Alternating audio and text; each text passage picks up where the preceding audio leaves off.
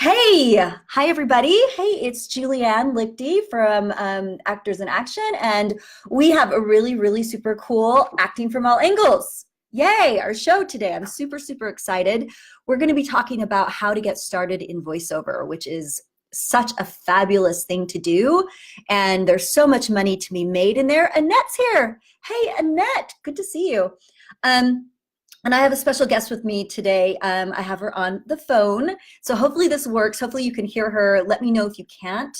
But I've got it all rigged with my microphone and everything, so it should be fine. But first, for those of you who don't know me, let me introduce myself. My name is Julianne Lichty Stratton, and I'm the creator of Actors in Action Professional Acting Training, where we take actors and teach them fabulous techniques so that they can have their own wonderful process that is rock solid so they can rock any audition or booking or callback or anything like that. So it's a really great thing. And as you know, we have our weekly show where we discuss the ABC, oops, wrong one. We discuss, I'm holding, Linda can't see me, but I'm holding up charts here. So the ABC DEFs of acting. And today we're going to be talking about craft. We talked about craft last week, but craft and business basically is what we're going to be talking about with our voiceover. So with no further ado, Linda, hello, introduce yourself. I mean, say hi.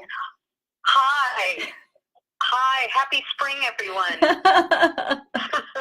Linda is calling in from Las Vegas, where she is based. And let me introduce her a little bit. So Linda has done tons of voiceover work. She's a coach. She was an agent here. I talked about last week. She was an agent. She started TMG, probably the top agency here in Salt Lake. And she started it and ran it beautifully. And I was one of her clients for a long time there, one of the talents. And then she left us and went on to pursue other things. And you've been in Vegas mostly since then, right?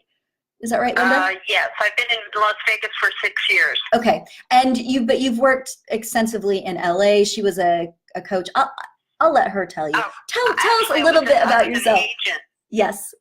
So go ahead, tell us a little bit. Okay, just quickly, hello everyone. I was an agent in Los Angeles at a commercial talent agency in the voiceover department for about 8 years. And then I just need to clarify that I co-founded, operated, and ran talent management group for its first 10 years of life. And then I went off to do other things.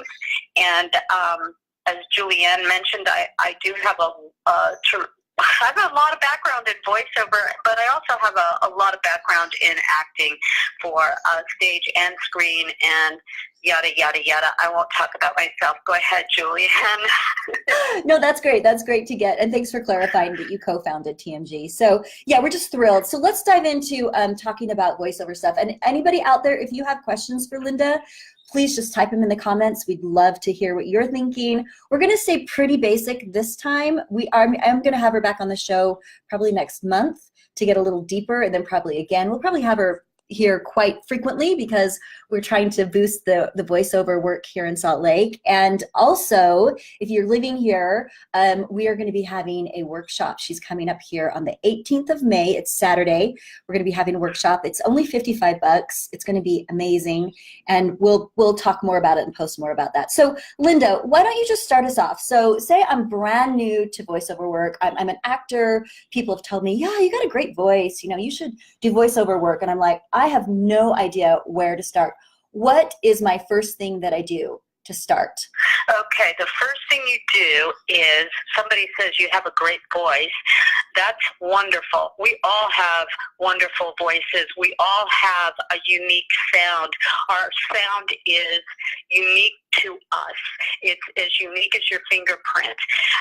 Someone telling you that you have a great voice, you should do voiceover, they just don't understand the business, and I'll explain that because 10% of the sound of your voice, I should say, is 10% of the game.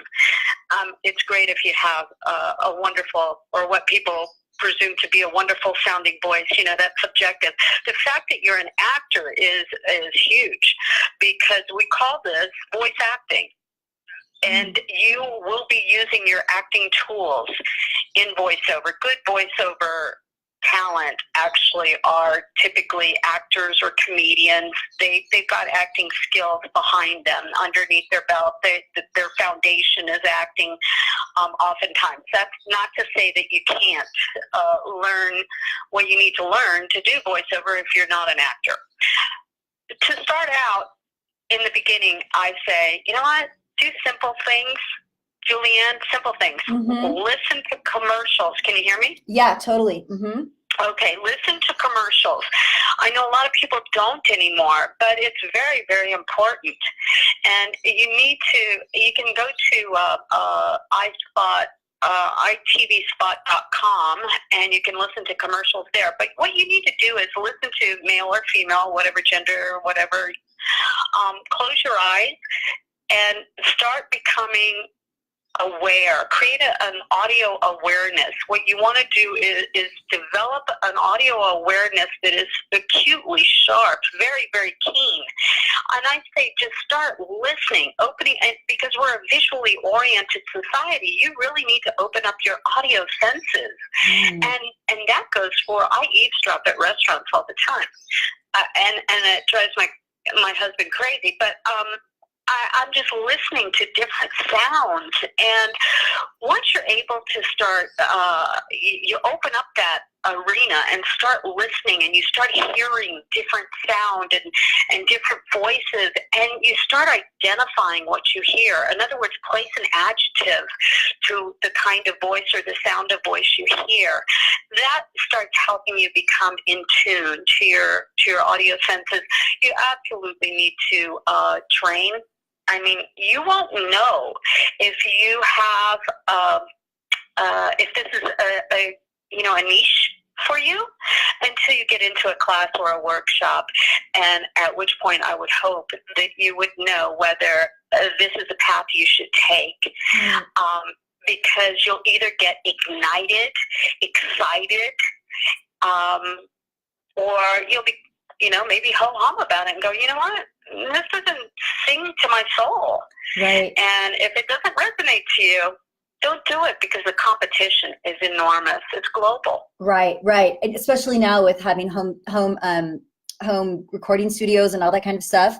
Yeah. So I just want to go back to, so I love this exercise, and this is really great for acting too. I love the exercise that Linda's saying. So just like listening, close your eyes and listen to commercials, listen to other people talking. You can eavesdrop at restaurants or whatever it is. Just sit there and listen and develop your auditory sense. I think that is so cool.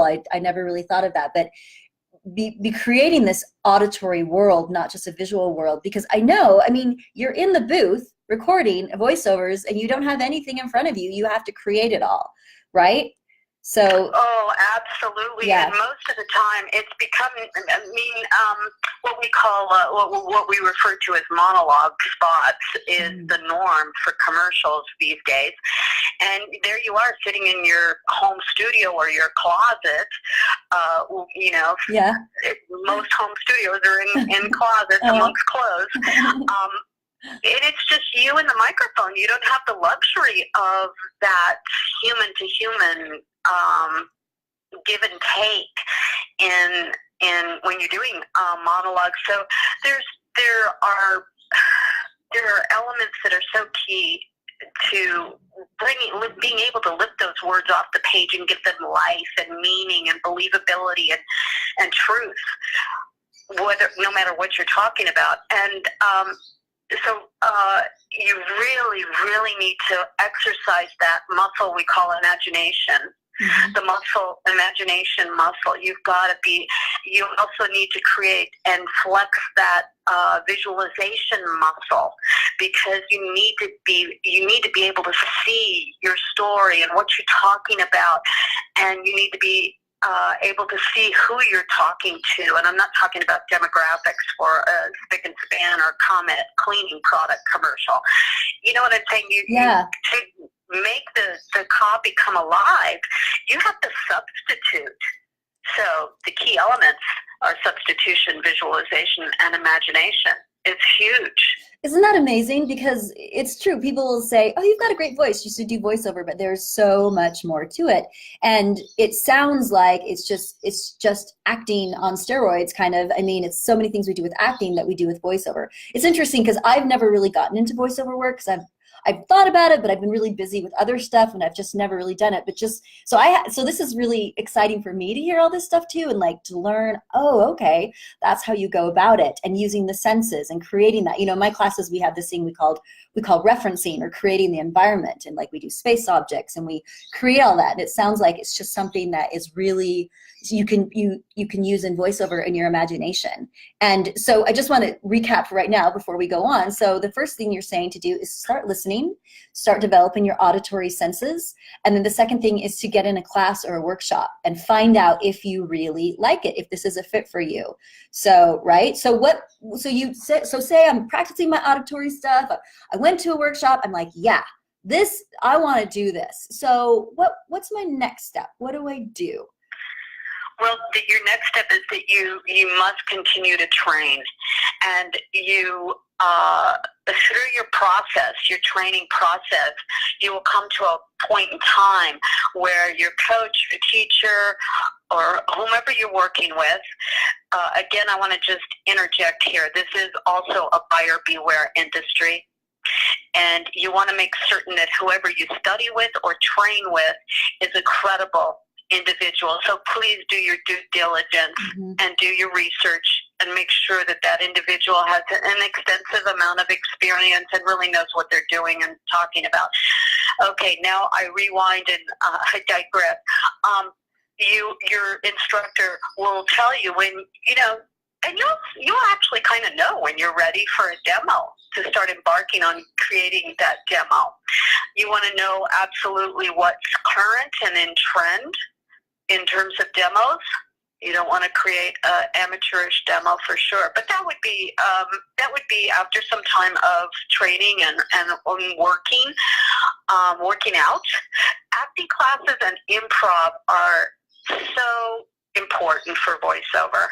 They really are. The other thing, I'm sorry, Juliet, go ahead. to answer your question even more thoroughly, what you need to do is, even if it's just recording on your computer at home, start pulling ads from print, from magazines or online.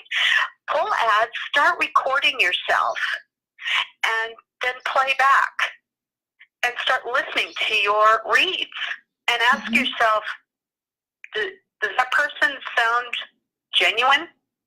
Is that person telling the truth? Is that honest? Right. Do I believe it? Start experimenting at home. Yeah, that's so cool, because I tell my actors to like tape themselves acting, videos it, and then watch it and see if it moves them or not. And so it sounds like it's really the same thing. And it's interesting. I want to point out too, it's like, I think from the little I know about voiceover, it's like they're like, oh, you should do voiceovers. Okay, I need to make a demo. But it sounds like you're like, no, you got to train first. You got to get some chops. You got to know what you're doing before you just jump in and do your demo, which I think is really, really cool. Am I interpreting that right? Is that what you're saying? Yes, absolutely. And the sad truth is, far too often people make demos when they're not ready. And the sadness about that is that more than likely the demo is going to be very amateurish. Secondly, more importantly, the individual will have spent a chunk of money, because demos are not cheap. Yeah. And you will have plunked down a bunch of money, and then 6 months, 8 months later, after continuing your studying and training and working out, you become better than your demo, which is not at all what you want. Your demo must be like a headshot. It needs to reflect who you are today, your capabilities. It has to be a realistic example of what you're capable of doing. Right. Cool. So you'll have to go back and redo the demo, plunk down more money. Right. And so it's kind of a waste of money and time. Right. Cool. So we have about 1 minute left in this. Again, we are going to be having Linda back again, probably next month. So whatever questions you guys have, if you're watching this after we're live, you can leave questions in the comments, and Linda will get back to you. She'll be tagged with this, so she can get back to you and get questions for next time. So basically you're saying, if you want to get into voiceover, and then Linda, I'll let you have the last word with this, is first of all, start practicing auditory. Get your auditory going. Listen to people. Listen to things. Listen to commercials. Second thing is you want to get in a class and start getting trained when you are, and know if it's right for you. Then the next thing is, once you feel like you're trained enough, you can start looking into a demo. Don't do a demo too early. It's going to just be a waste of time and money, but do that. So anything else you want to tell to wrap it up here for this little section of how to get started? I think that is sufficient, and I think you said it so succinctly. Thank you for doing that. Cool. Awesome. All right, guys. So this is really exciting. There's so much voiceover work out there, right, Linda? There's like more than acting. There is. Let me tell you, if you really tune into your ears, as I say, and you really listen and look, well, don't look. Stay away from visual. But you listen, you will be amazed at how much voiceover work exists in our universe. In fact, there's more voiceover work available, voiceover opportunities available than on camera opportunities, because we're not just talking about television and radio commercials, we're talking about TV promos, we're talking about movie trailers, we're talking about, you'll hear voiceover, see a commercial at a movie theater, you'll see commercials, hear commercial voiceover on your cell phone, on the internet, when you go to the grocery store, you hear stuff over there. So, and for those of you who don't know what we're talking about with voiceover, we just, anytime you hear a voice that is not embodied, right? Like on a commercial or radio or whatever kind of ad sort of thing. That's basically what we're talking about. So it's not an on-camera actor. And telephone prompts. Mm-hmm. Think about that. Yeah. They're not all robotic. Yeah, it's really cool. There's tons. Okay, cool. So we're going to wrap up.